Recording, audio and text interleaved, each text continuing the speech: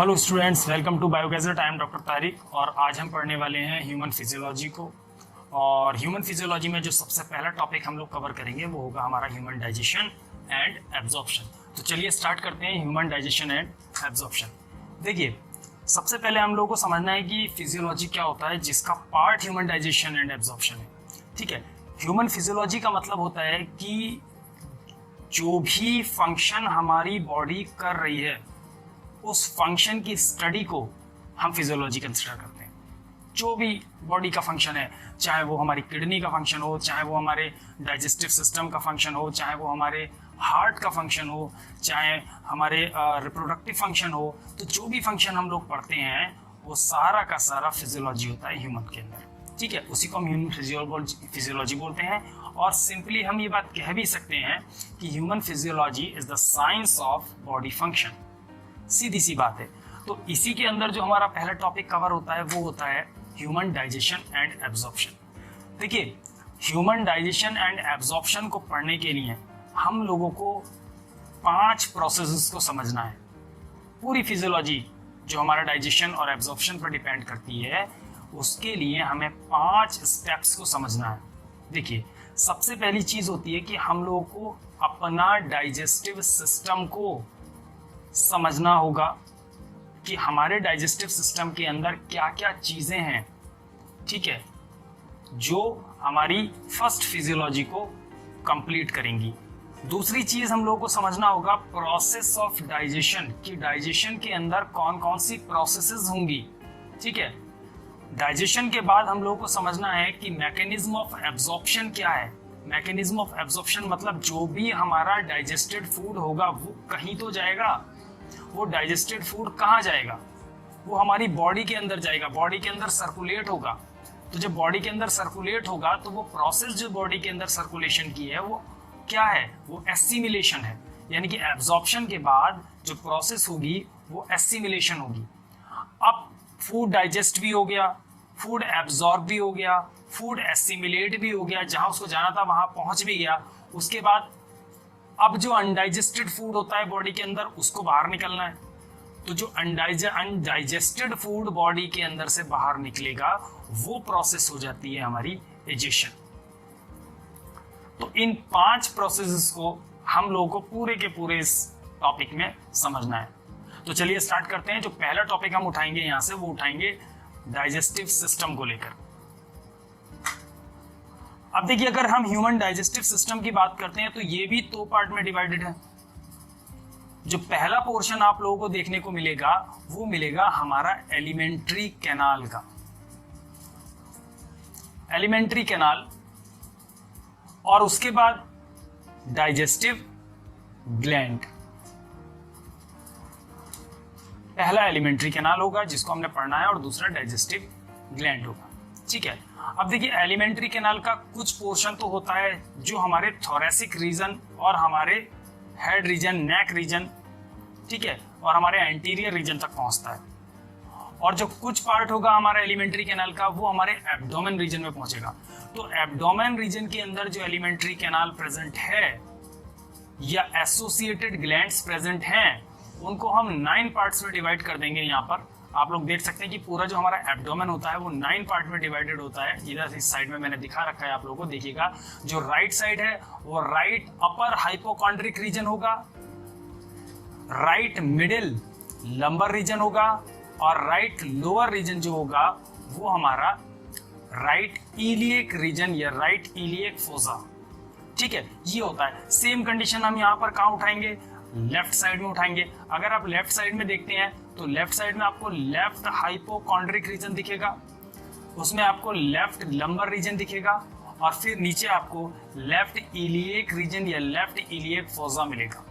अगर हम एब्डोमेन का सेंटर पोर्शन उठाते हैं तो सेंटर पोर्शन का जो ऊपर वाला पोर्शन है दैट इज एपिगैस्ट्रिक रीजन।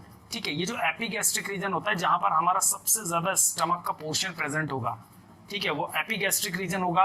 उसके सेंटर वाला नाभि वाला रीजन जो होगा वो अम्बिलिकल रीजन होगा।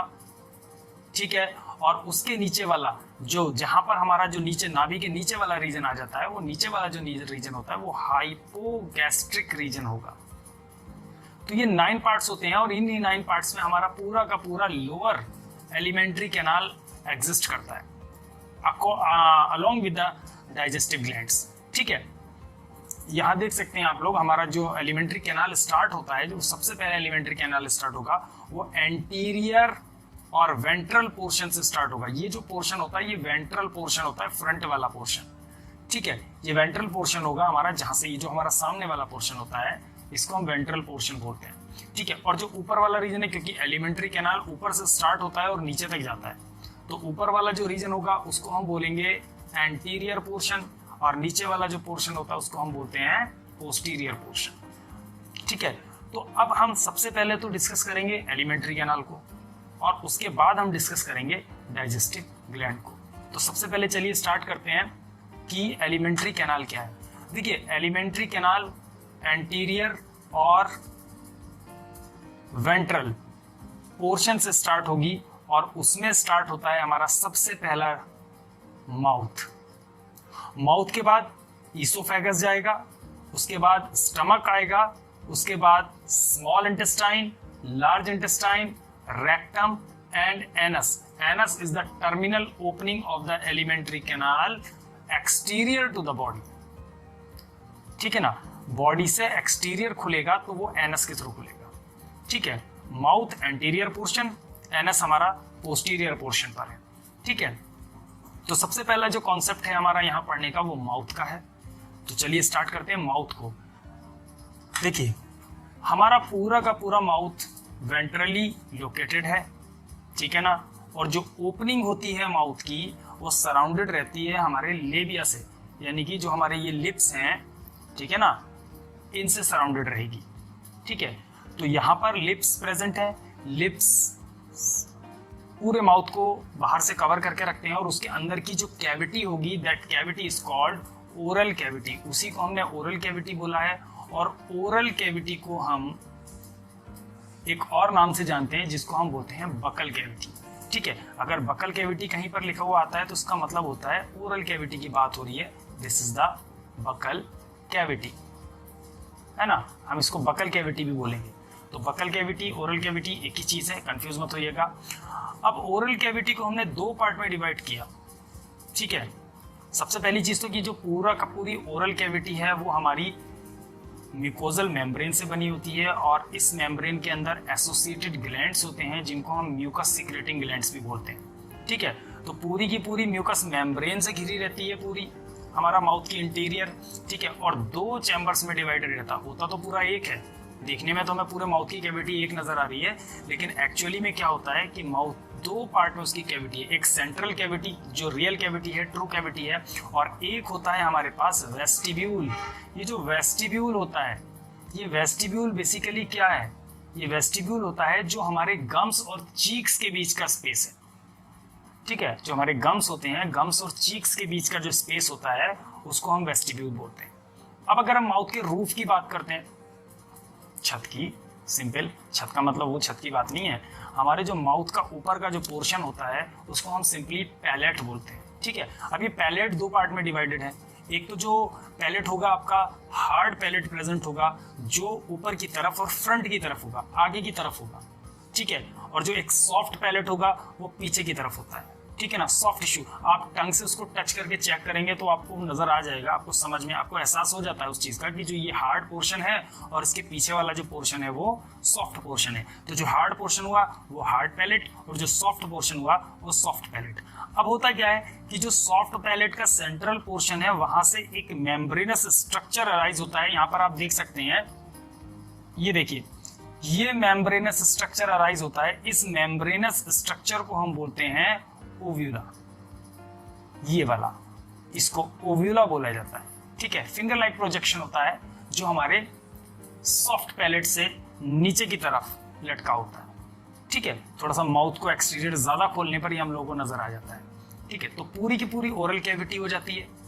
उसके बाद हम टंग की बात करते हैं। हमारे माउथ के अंदर सेकंड जो ऑर्गन है, मस्कुलर ऑर्गन, वो आपका टंग हो जाता है, जो हमारी बॉडी के नीचे वाले हाइड बोन, जो ये हमारा ये वाला जो पोर्शन होता है नीचे वाला, वो हाइड बोन कहलाता है। तो हाइड बोन से अटैच रहता है, और हाइड बोन से अटैच रहने के बाद, ठीक है, हमारे टंग के नीचे कुछ म्यूकस फोल्ड्स होते हैं। उनमें से एक म्यूकस फोल्ड होता है जिसको हम बोलते हैं फ्रेन्यूलम। एक म्यूकस फोल्ड होगा जिसको हम बोलेंगे फ्रेन्यूलम। ये हमारे टंग को हाइड बोन से जोड़ कर रखता है। आप जब माउथ खोलते हैं और अपने टंग को उठाकर देखते हैं तो उसके नीचे एक छोटा सा मेम्ब्रेनस स्ट्रक्चर होता है जो हमारे हाइड बोन के साथ जुड़ा रहता है, दैट इज द फ्रेन्यूलम। ठीक है, ये दो टर्म बहुत इंपॉर्टेंट है। ठीक है, उसके बाद अगर हम बात करते हैं पूरे टंग की, तो टंग पर बहुत सारे प्रोजेक्शंस होते हैं, छोटे छोटे प्रोजेक्शंस होते हैं, और उन प्रोजेक्शंस को हम नाम देते हैं पेपिली। अब इन पेपिली में ब्लड सप्लाई भी होता है, बहुत कैपिलरी सप्लाई भी होता है, और बहुत सारे पेपिली में हमारे पास टेस्ट बड्स भी प्रेजेंट होते हैं। ठीक है, जो टेस्ट को रिसीव करेंगे। ठीक है, अब देखिएगा जो पेपिली होंगे वो तीन तरीके से अरेंज होंगे। एक तो पीछे की तरफ पेपिली होंगे, हमारे टंग के पीछे की तरफ। वो जो पीछे की तरफ पेपिली होते हैं उन पेपिली को हम बोलते हैं वेलेट पेपिली। ठीक है, वो वेलेट पेपिली होता है। कुछ साइड वाइज होंगे, थोड़ा सा आगे की तरफ, दोनों साइड वाइज प्रेजेंट होंगे। उन साइड वाइज पेपिली को हम बोलते हैं फिलीफॉर्म पेपिली। और जो हमारे टिप की तरफ होंगे, आगे की तरफ पेपिली प्रेजेंट होंगे, वो सारे के सारे पेपिली होते हैं फंजीफॉर्म पेपिली। अब इन पेपिली के अंदर टेस्ट बड्स हैं। वो टेस्ट बड्स जो होती हैं वो भी डिफरेंट टाइप की होंगी, यानी कि कुछ बिटर को रिप्रेजेंट करेंगी, कुछ आप खट्टा खाते हैं उसको रिप्रेजेंट करेंगी, कुछ मीठा खाते हैं उसको रिप्रेजेंट करेंगी, है ना। उसको सेंसेशन खट्टे का, मीठे का, या हम कह सकते हैं कि कड़वा होता है। बहुत सारी चीजें जो पीछे की तरफ होती हैं वो सारे सेंसेशन कौन देता है ना। वो सारे सेंसेशन हमारी टेस्ट बड्स देती हैं। तो इन्हीं पेपिली में जो टेस्ट बड्स होंगी उनका अरेंजमेंट भी कैसे होगा कि जो बिटर पोर्शन वाली, कड़वे वाले टेस्ट बड्स होंगी, ठीक है, वो हमेशा पीछे की तरफ होंगी, इस रीजन पर होंगी। ठीक है, उसके बाद जितनी भी आपकी खट्टी वाली टेस्ट बड्स होंगी जो खट्टे को सेंस करेंगी, ठीक है, वो आपकी साइड वाइज होंगी, पीछे की तरफ साइड वाइज, यानी कि ये वाला रीजन जो होगा वो आपका दोनों साइड में मिलेगा आपको, ये खट्टे को रिप्रेजेंट करेगा। ठीक है, उसके बाद अगर आप देखते हैं तो आगे की तरफ आइएगा तो ये सॉल्ट को रिप्रेजेंट करेगा। यहाँ पर आप देख सकते हैं सॉल्टी एरिया जो आगे की तरफ साइड वाइज ये सॉल्ट को रिप्रेजेंट करता है। और जो टिप होती है, टिप हमेशा मीठे को रिप्रेजेंट करेगी। दैट मीन्स स्वीट टेस्ट जो भी आपको मिलेगा वो आपको फ्रंट में नजर आएगा, यानी कि आपकी टिप पर नजर आएगा। ठीक है, अगर हम टंग के फंक्शन की बात करते हैं तो एक तो मास्टिकेशन है ना, जो भी हम फूड खाते हैं सलाइवा के साथ मिक्स करने में हेल्प करेगी टंग। ठीक है ना, स्पीच में हेल्प करेगी टंग। ठीक है, हम लोग बोलते हैं तो बहुत सारे वर्ड ऐसे होते हैं जिनका प्रोनाउंसिएशन लेने के लिए हमें टंग की जरूरत पड़ती है। ठीक है, तो टंग का हेल्प स्पीच में, टंग का हेल्प मास्टिकेशन ऑफ फूड में, यानी कि सलाइवा को मिक्स करने में। ठीक है, इन सब में हेल्प करती है। उसके बाद हमारे माउथ के अंदर एक नई चीज आ जाती है जिसको हम बोलते हैं टीथ। ठीक है, सिंगुलर इसका टूथ होता है। अगर हम टीथ की बात करेंगे तो टीथ की तीन कंडीशंस, जो हमारे माउथ के अंदर टीथ प्रेजेंट होते हैं वो तीन कंडीशंस होती हैं उनके अंदर। जो पहली कंडीशन आप देख रहे हैं ये वाली, जिसको हम बोलते हैं हेट्रोडोंट कंडीशन। ठीक है, ये वाली कंडीशन जो आप देख रहे हैं हेट्रोडोंट कंडीशन, थीकोडोंट कंडीशन। ठीक है, तो टीथ की जो थीकोडोंट कंडीशन होती हैं, ठीक है, इनका मतलब होता है कि सारे के सारे जो टीथ होंगे वो कहाँ डेवलप होंगे, वो हमारे जॉज में डेवलप होंगे, यानी कि जॉज के साथ फिक्स रहेंगे। तो फिक्सेशन विद जॉज, थीकोडोंट का मतलब होता है fixation with jaws, fixation with jaws, है ना। अब जॉज के साथ फिक्स्ड है तो थीकोडोंट बोल दिया। उसके बाद अगर हम एक देखते हैं तो एक टर्म यूज होता है डाइफायोडोंट। डाई मीन्स दो, तो डाइफायोडोंट यानी कि लाइफ में दो बार आएंगे। एक तो आएंगे आपके मिल्क टीथ, ठीक है, जो बहुत जल्दी टूट जाते हैं, कम एज में टूट जाते हैं, है ना। तो जो मिल्क टीथ होते हैं, इन मिल्क टीथ को हम बोलते हैं डेसिडियस टीथ, और इनकी काउंटिंग होती है 20 नंबर्स, 20 होते हैं ये। ठीक है, बचपन में आएंगे 20 और दांत इनमें निकलेंगे ठीक है, जो मिल्क टीथ होंगे, और ये रिप्लेस हो जाएंगे हमारे किससे, परमानेंट टीथ से। तो ये जो परमानेंट टीथ की एडल्ट फेज में आकर परमानेंट टीथ की जो क्वांटिटी होती है वो हमारी 32 हो जाती है। ठीक है, तो ये कंडीशन हमें डाइफायोडोंट बताती है। डाइफायोडोंट के बाद हमारे पास हेट्रोडोंट की कंडीशन। हेट्रोडोंट, अब ये क्या कहते हैं हेट्रोडोंट, देखिए हेट्रोडोंट का मतलब होता है, हेट्रो तो सभी समझते हैं, डिफरेंट, डोंट है हमारे टीथ की बात हो रही है। तो हमारी बॉडी के अंदर या हमारे माउथ के अंदर 4 तरीके के टीथ पाए जाते हैं। ठीक है, उन 4 टीथ को हम क्या बोलते हैं, देखिए जो फ्रंट वाले आप डायग्राम में देखिएगा, यहाँ पर ये वाले जो फ्रंट वाले टीथ मैं आपको दिखा रहा हूं, ये 2 टीथ, इनको हम इंसीजर्स बोलते हैं, ये हमारे इंसीजर्स होते हैं। उसके बाद ये वाला जो टीथ आप देख रहे हैं, इस टीथ को हम कैनाइन बोलते हैं, पॉइंटेड होता है। ठीक है ना। अभी कैनाइन्स जो होते हैं, ये जितने भी पहले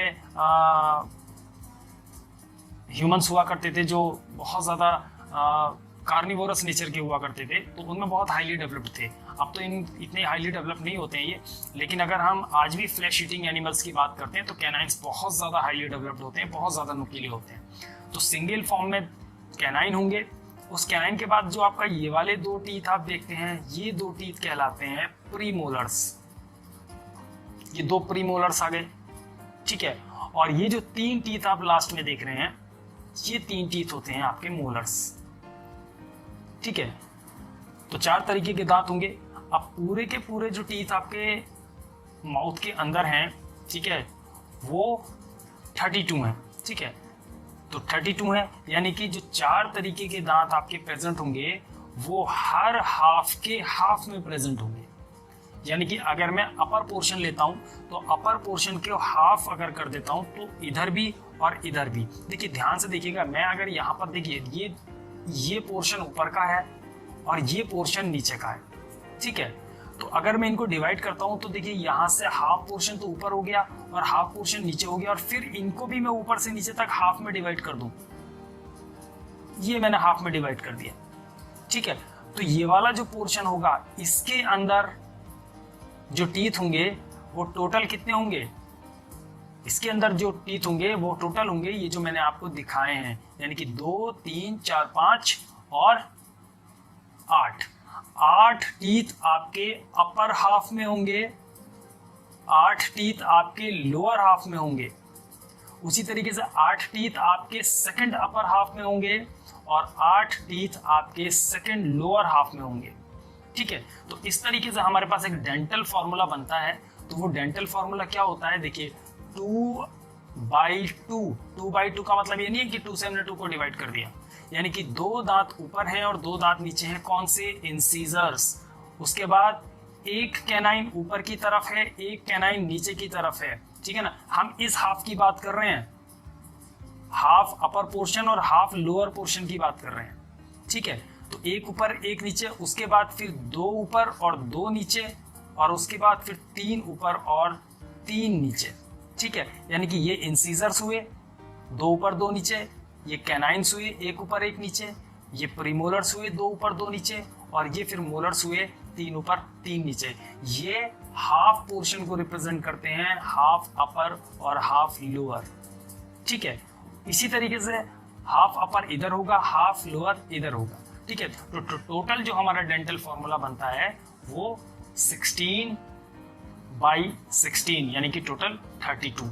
ठीक है, इस तरीके से बनता है। अगर हम दांत की बात करते हैं तो हर टीथ के अंदर 3 पार्ट होंगे, एक क्राउन होगा, एक रूट होगा, एक नेक होगा। क्राउन वो पोर्शन होता है जो हम लोगों को नजर आता है, ऊपर की तरफ से नजर आता है, और जो रूट पोर्शन होता है वो एम्बेडेड रहता है किसके अंदर, जॉस के अंदर। ठीक है, और वो पोर्शन जहां पर रूट और हमारा ऊपर वाला पोर्शन आपस में आके मिलता है, that is the neck region. अब अगर हम पूरे के पूरे टीथ की बात करते हैं तो टीथ के अंदर, ठीक है, जो टीथ का हम क्राउन वाला पोर्शन अगर हम पढ़ते हैं, होता तो पूरा टीथ है, लेकिन अगर हम क्राउन की ही बात करते हैं जो हमें नजर आता है, तो उसमें जो सबसे आउटर कवरिंग है वो हमारी होती है enamel, hardest part of the body. ध्यान रखिएगा, hardest part of the body. ठीक है, हार्डेस्ट पार्ट, ये बहुत हार्डेस्ट पार्ट होता है हमारी बॉडी का। ठीक है। उसके बाद उसके नीचे एक लेयर आती है जिसको हम बोलते हैं डेंटाइन। ये हमेशा किसके नीचे होगी? एनामेल के नीचे होगी। और डेंटाइन के अंदर जो अंदर की साइड में होगा है वहां पर होती है हमारी पल्प कैविटी।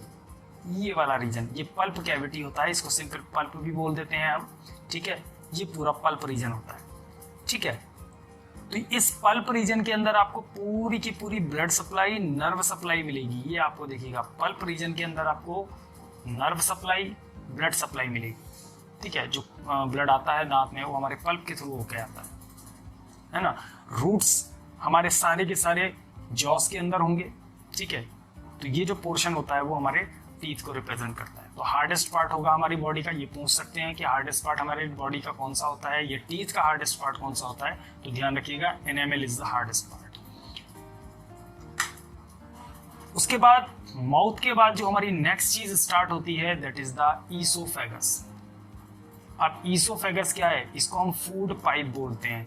देखिएगा ईसोफेगस को हम सिंपल फूड पाइप बोलेंगे, ठीक है। फूड पाइप होगा जो हमारे माउथ से लेके स्टार्ट होगा और हमारे स्टमक तक जाएगा, ठीक है।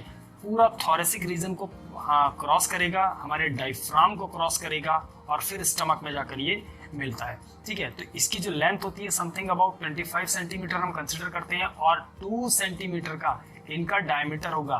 तो दैट मीन्स जो इनकी जो हम कह सकते हैं कि गोलाई होगी, जो इनका व्यास होता है, ठीक है ना, वो हमारा 2 सेंटीमीटर का होता है, ठीक है। हमेशा ट्रैकिया के पीछे से ये टर्नओवर करके पूरा का पूरा नीचे तक जाता है, यानी कि ट्रैकिया आपका आगे होगा, जो विंड पाइप होता है वो आपके आगे होता है और पीछे जो होता है वो हमारे ट्रैकिया के वो ईसोफेगस होता है।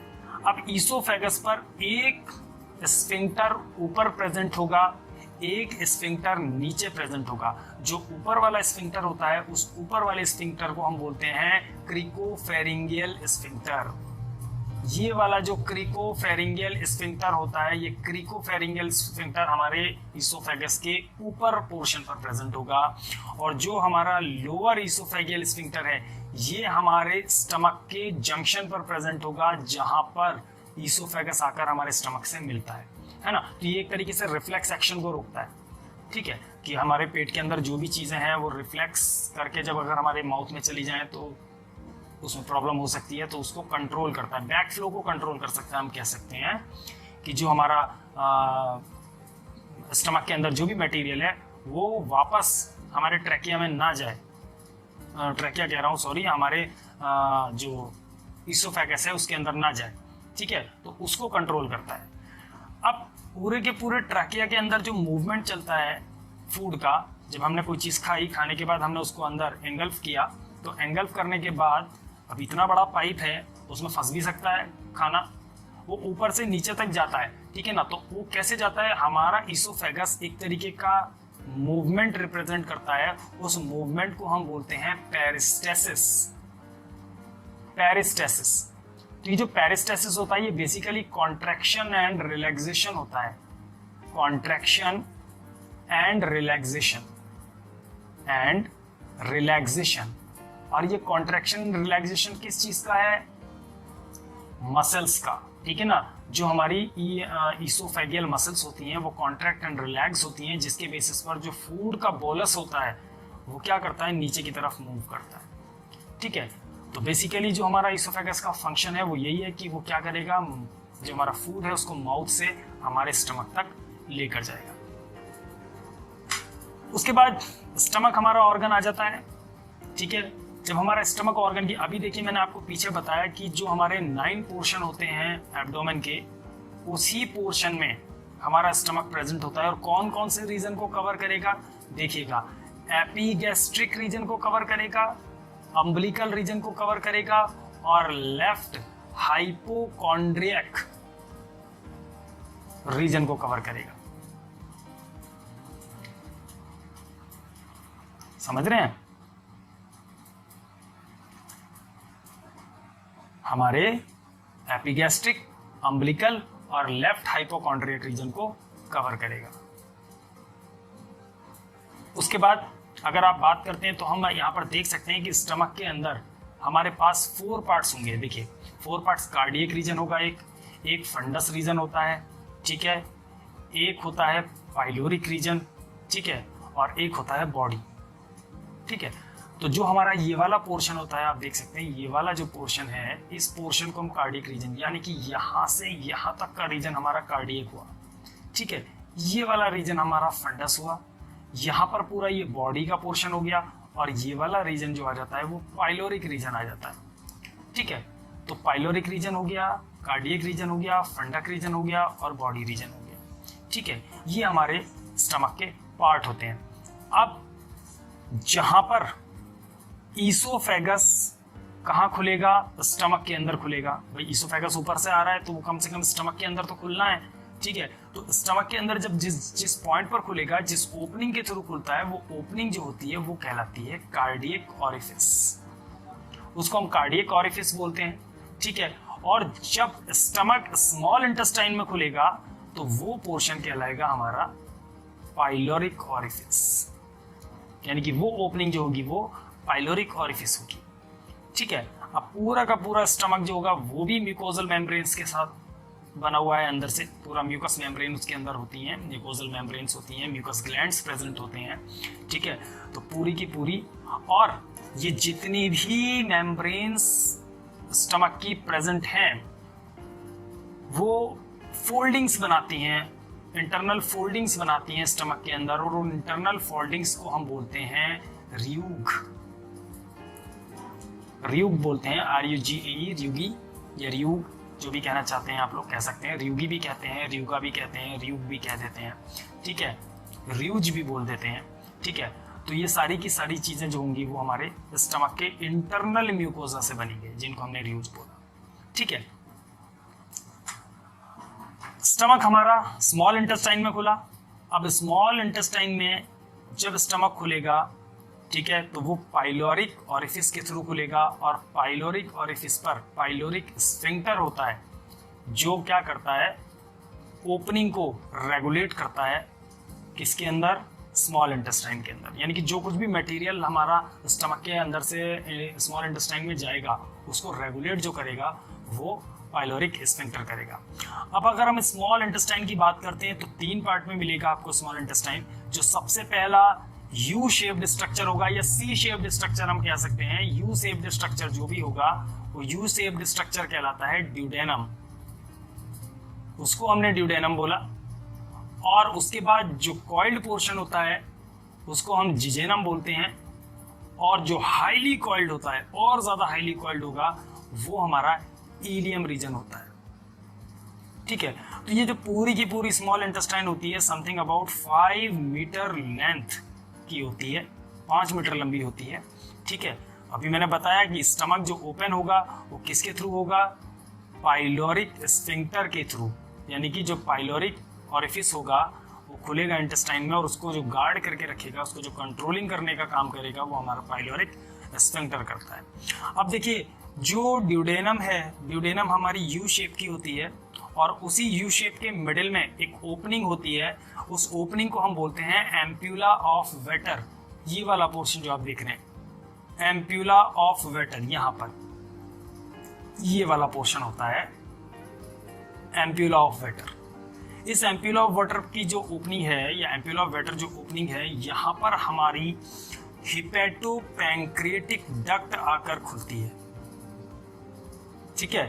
हिपेटोपैंक्रियाटिक डक्ट जो खुलेगी वो हमारी इस रीजन में आके खुलेगी, क्योंकि यू शेप के अंदर लीवर से भी सिक्रीशन आना है, पैंक्रियास से भी सिक्रीशन आना है, तो वो सारे के सारे सिक्रीशन यहाँ पर आकर खुल जाते हैं। उसके बाद लार्ज इंटेस्टाइन की बात करते हैं, तो जो लार्ज इंटेस्टाइन होगा हमारा, वो लार्ज इंटेस्टाइन होता है जिसको हम कॉलोन बोलते हैं। ये देख सकते हैं आप लोग, ये लार्ज इंटेस्टाइन है, देखिए यहाँ से स्टार्ट हुआ, फिर ये स्टार्ट हुआ, फिर ये पूरा रीजन आपका लार्ज इंटेस्टाइन का है।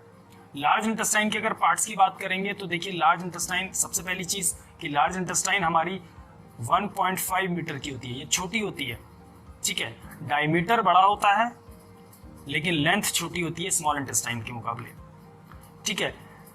सीकम, कॉलोन और रेक्टम 3 मेजर पार्ट होते हैं।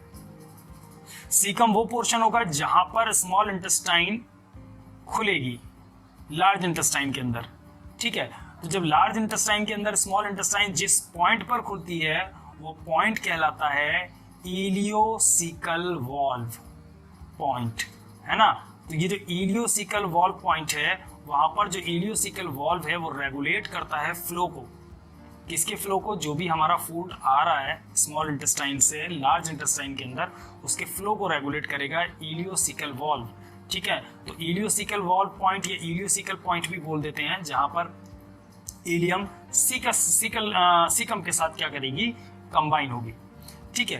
अब बहुत ये जो सीकम रीजन होता है, यहाँ पर बहुत सारे माइक्रो ऑर्गेनिज्म प्रेजेंट होते हैं। ई कोलाई हमारे जैसे ई कोलाई की मैं बात करता हूँ, ये एक माइक्रो ऑर्गेनिज्म होता है जो हमारी इंटेस्टाइन में पाया जाता है, एस्केरिचिया कोलाई बोलते हैं।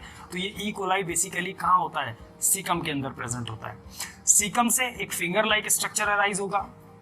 वो जो फिंगर लाइक स्ट्रक्चर अराइज होगा सीकम से, उस फिंगर लाइक स्ट्रक्चर को हम बोलते हैं वर्मीफॉर्म अपेंडिक्स। ध्यान रखिएगा, वेस्टिजियल ऑर्गन है हमारे डाइजेस्टिव सिस्टम का, वेस्टिजियल ऑर्गन, ठीक है। ये वेस्टिजियल ऑर्गन होता है हमारे, ठीक है। तो वेस्टिजियल ऑर्गन है, छोटा सा होता है, ये दिख सकता है, आप लोग यहाँ पे देख सकते हैं। ये वाला जो रीजन है, ये रीजन, ये आपका जो होता है वो वर्मीफॉर्म अपेंडिक्स होता है, ठीक है। पहले यूज हुआ करता था इसका, अब तो नहीं होता। जो पहले जो एनिमल्स जो घास वगैरह ज़्यादा खाते थे, सेल्यूलोज का डाइजेशन करने में हेल्प करता था। आज के टाइम पर इसका कोई यूज़ नहीं रह गया है, ठीक है। हाँ, थोड़ा बहुत गैस को मेंटेन करने का काम कर लेता है आज भी, लेकिन ऐसा नहीं है कि इसका प्रॉपर कोई फंक्शन हो, ठीक है। प्रॉपर इसका कोई फंक्शन नहीं होता है। स्वेलिंग अगर इस पर आ जाए किसी वजह से, चाहे ऑब्स्ट्रक्शन की वजह से स्वेलिंग आ जाए, ठीक है, या किसी बैक्टीरियल ग्रोथ की वजह से अगर स्वेलिंग आ जाती है, तो उस कंडीशन को हम एपेंडिसाइटिस बोलते हैं। ध्यान रखिएगा, एपेंडिसाइटिस, ठीक है। तो इसमें एपेंडिसाइटिस में ही फिर क्या होता है, इसको हम डायरेक्टली सर्जरी करके भी बाहर निकालते हैं इसको। तो ये कंडीशन होती है वर्मीफॉर्म अपेंडिक्स की। क्लियर।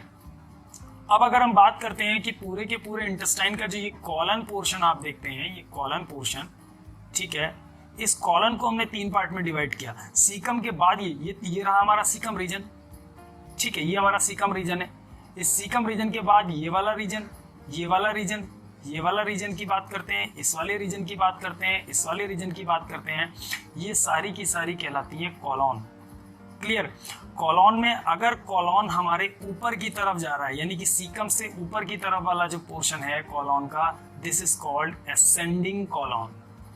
इसको हम नाम देते हैं असेंडिंग कॉलॉन, असेंडिंग कॉलॉन, ठीक है। अब ये तो सीधा ऊपर की तरफ है, फिर एक कॉलम जो हो जाता है वो हमारा क्या हो जाता है, ये वाला कॉलम हो जाता है जो ऐसे चलेगा, ठीक है ना, ट्रांसवर्सली चलेगा, ठीक है। तो इसको हम नाम देते हैं ट्रांसवर्स कॉलम, ठीक है। इसको हम नाम देते हैं ट्रांसवर्स कॉलम। तो ये आपका ट्रांसवर्स कॉलम हो गया, ठीक है। और उसके बाद ये जब नीचे की तरफ आ रहा है तो इसको हमने नाम दिया डिसेंडिंग कॉलम, डिसेंडिंग कॉलम, ठीक है। तो आप लोग देख सकते हैं आसानी से कि ये वाला जो ऊपर की तरफ गया, ठीक है, जब ऊपर की तरफ गया तो असेंडिंग कॉलम, इधर गया तो ट्रांसवर्स कॉलम, और नीचे आया तो डिसेंडिंग कॉलम। डिसेंडिंग कॉलम के बाद जो हमारा जो लार्ज इंटेस्टाइन होता है वो एस शेप का स्ट्रक्चर बनाता है, ठीक है ना, एस शेप स्ट्रक्चर। ये वाला यहां से यहां तक का जो स्ट्रक्चर आप देख रहे हैं ये एस शेप स्ट्रक्चर है। इस एस शेप स्ट्रक्चर को हम बोलते हैं सिग्मोइड कॉलम।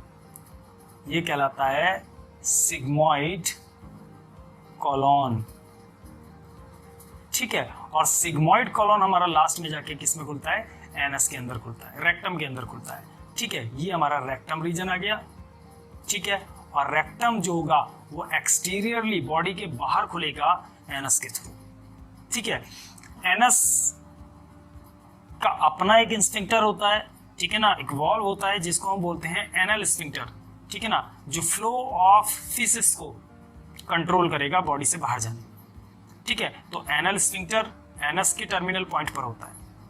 तो ये लार्ज इंटेस्टाइन का कॉन्सेप्ट था।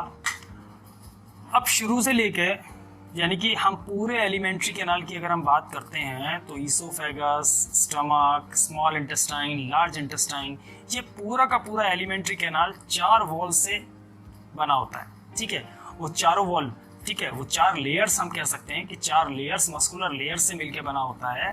वो चारों जो लेयर्स होती हैं उनमें से जो सबसे पहली लेयर होती है जो बाहर से होती है, that is called serosa. Epithelial cells की लेयर होती है सीरोजा, जो बाहर से कवर करके रखती है पूरे के पूरे एलिमेंट्री कैनाल को। उसके बाद हमारे पास मस्कुलरिस यानी कि मस्कुलर लेयर होगी, जिसको हम मस्कुलरिस लेयर बोलते हैं, स्मूथ मसल्स की लेयर होती है। अब ये लेयर क्या होती है, जो बाहर वाली लेयर है वो जो होगी वो हमारे पास लॉन्गिट्यूडनल स्मूथ मसल्स की होगी। ठीक है, और जो इंटरनल लेयर होगी वो सर्कुलर स्मूथ मसल्स की होगी। ठीक है, आप देख सकते हैं यहाँ पर ये वाला पोर्शन आप देखिएगा, मस्कुलरिस है, तो मस्कुलरिस में जो ये अंदर वाली लेयर है वो सर्कुलर है, सर्कुलर मसल्स हैं। ठीक है ना, सर्कुलर मसल्स हैं। और ये जो बाहर वाली लेयर्स आप देख रहे हो, ये वाली लेयर, ठीक है, ये वाली लेयर, ये लेयर लॉन्गिट्यूडनल मसल्स की होती है। ठीक है, सबसे बाहर वाली सीरोजा हो गई। और जो इसके ऊपर यानी कि मस्कुलरिस लेयर के बाद जो लेयर होगी दैट इज कॉल्ड सब म्यूकोजा। उसको हम क्या बोलेंगे, सब म्यूकोजा, सब म्यूकोजा या सब म्यूकोजल लेयर भी बोलते हैं। ठीक है, ये मस्कुलरिस के अंदर होगी जो सपोर्ट करके रखती है म्यूकोजल लेयर को। अब जो म्यूकोजल लेयर होगी अंदर वाली, देखो सब म्यूकोजल लेयर हमारी connective tissues, loose connective tissues की बनी होती है। और उसके अंदर अच्छा, सब म्यूकोजा के अंदर हमारे पास ब्लड सप्लाई भी मिलेगी। यहाँ पर इसी के अंदर जो होगी वो ब्लड सप्लाई होगी, नर्व सप्लाई होगी। ठीक है, ब्लड सप्लाई और नर्व सप्लाई आपको यहाँ मिलती है सब म्यूकोजा लेयर में। और जो म्यूकोजा लेयर होती है जिसमें कैपिलरीज एंटर करती हैं, ब्लड कैपिलरीज एंटर करती हैं, वो म्यूकोजा इंटरनल लेयर होगी जो फिंगर लाइक प्रोजेक्शंस में टूटेगी, यानी कि बहुत सारे फिंगर लाइक प्रोजेक्शंस डेवलप करती है पूरी की पूरी एलिमेंट्री कैनाल के अंदर। ठीक है, तो जो सेंट्रल कैविटी पोर्शन होगा, ये वाला जो खाली पोर्शन आप देख रहे हैं, ये जो खाली पोर्शन होता है, इस खाली पोर्शन को हम बोलते हैं ल्यूमेन। तो जो कंप्लीट ल्यूमेन होती है वो चारों तरफ से सराउंडेड रहती है म्यूकोजल प्रोजेक्शन से। अब वो प्रोजेक्शन रिजी की फॉर्म में भी हो सकते हैं और वो प्रोजेक्शंस आपके फिंगर लाइक स्ट्रक्चर्स विलाई की फॉर्म में भी हो सकते हैं। ठीक है, तो विलाई फिंगर लाइक प्रोजेक्शंस होते हैं जो पूरी की पूरी इंटेस्टाइन और आपके पूरे के पूरे लार्ज इंटेस्टाइन तक चलते हैं। अगर हम विलाई की बात करेंगे तो फिंगर लाइक प्रोजेक्शंस हैं म्यूकोजा लेयर के। ठीक है, ये हमने देख लिया अभी कि म्यूकोजा लेयर के ये उनका स्ट्रक्चर है जो आप देख रहे हैं। ठीक है, देखिए हर म्यूकोजा लेयर के अंदर, इंटेस्टाइन की अगर म्यूकोजा लेयर की बात कर रहे हैं तो हर म्यूकोजा लेयर के अंदर इंटेस्टाइन हो, लार्ज इंटेस्टाइन हो, स्मॉल इंटेस्टाइन हो, सबके अंदर ये फिंगर लाइक विलाई प्रेजेंट होंगे। और हर विलाई पर और भी माइन्यूट स्ट्रक्चर्स प्रेजेंट होते हैं जो ब्रश बॉर्डर अपीयरेंस देते हैं। जो ब्रश बॉर्डर अपीयरेंस देते हैं उनको हम बोलते हैं माइक्रोविलाई। ठीक है, ऐसा समझ लीजिएगा कि ये एक विलाई है और इस विलाई के ऊपर छोटे छोटे छोटे छोटे लाइक दिस माइक्रोविलाईज प्रेजेंट होंगे। और इनका काम बेसिकली इंक्रीज करना है, सरफेस एरिया को इंक्रीज करना, ताकि मैक्सिमम एब्जॉर्प्शन हो सके। ठीक है, ताकि मैक्सिमम एब्जॉर्प्शन हो सके। पूरी की पूरी विलाई के अंदर ब्लड सप्लाई होगी, ब्लड कैपिलरीज की सप्लाई होगी, नर्व सप्लाई होगी। ठीक है, और इनके अंदर लिम्फ सप्लाई भी होती है, लिम्फ वेसल की सप्लाई भी होती है, और उस लिम्फ वेसल की सप्लाई को हम बोलते हैं लैक्टियल्स। ठीक है, ये जो आप देख रहे हैं यहाँ पर ये लैक्टियल्स है, ग्रीन कलर का जो लिम्फेटिक पोर्शन आप देख रहे हैं ये लिम्फ वेसल का। ठीक है, ये लैक्टियल्स होता है, ये वाला पोर्शन ये। ठीक है, ये लैक्टियल है। तो लैक्टियल्स जो होंगे वो लिम्फ सप्लाई होगी। ठीक है, बाकी ब्लड सप्लाई वगैरह सारी उसके अंदर प्रेजेंट होती है। और विलाई या माइक्रोविलाई का जो फंक्शन है वो एब्जॉर्प्टिव सरफेस एरिया इंक्रीज करना। ठीक है ना, ठीक है ना, to increase absorptive surface area,